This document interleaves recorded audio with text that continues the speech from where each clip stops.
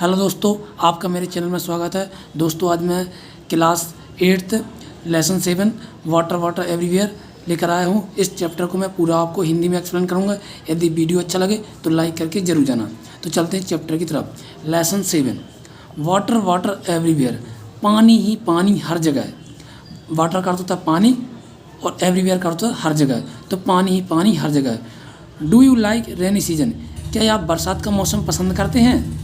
What happens when it rains heavily, जब बहुत ज़ोर से बारिश होती है तब क्या होता है?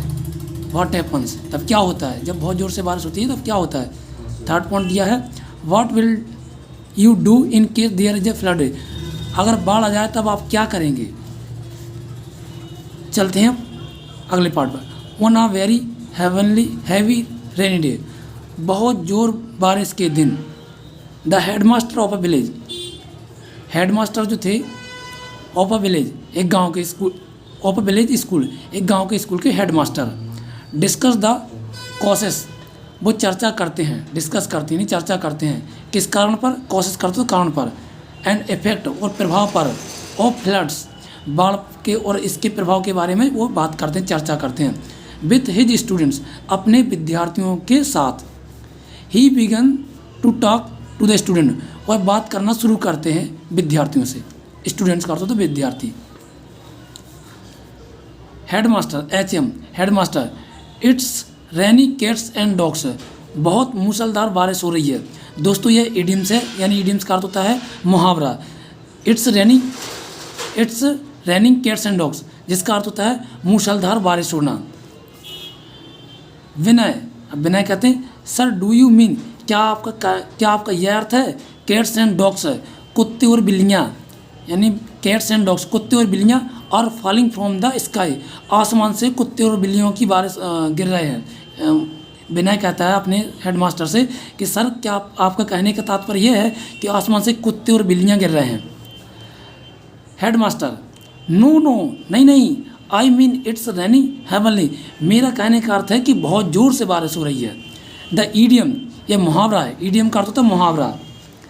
कैट्स एंड डॉग्स, बिल्ली और कुत्ते, इज यूज टू इंडिकेट, बिल्ली और कुत्ते हमें क्या दर्शाते हैं? टू इंडिकेट हैवी रेनफॉल, कि बहुत ज़ोर से बारिश हो रही है। इसका हमें अर्थ, दोस्तों ये एक मुहावरा है कैट्स एंड डॉग्स, जिसका अर्थ होता है कि बहुत ज़ोर से बारिश होना।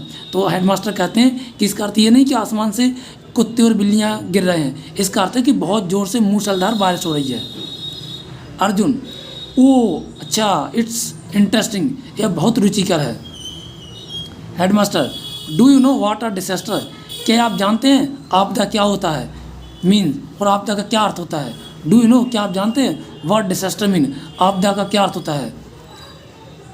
आसू जी कहते हैं नो सर, नहीं सर, आई डोंट, मैं नहीं जानता। व्हाट डज इट मीन, इसका क्या अर्थ होता है? आसू कहते हैं कि मुझे नहीं पता इसका क्या अर्थ होता है।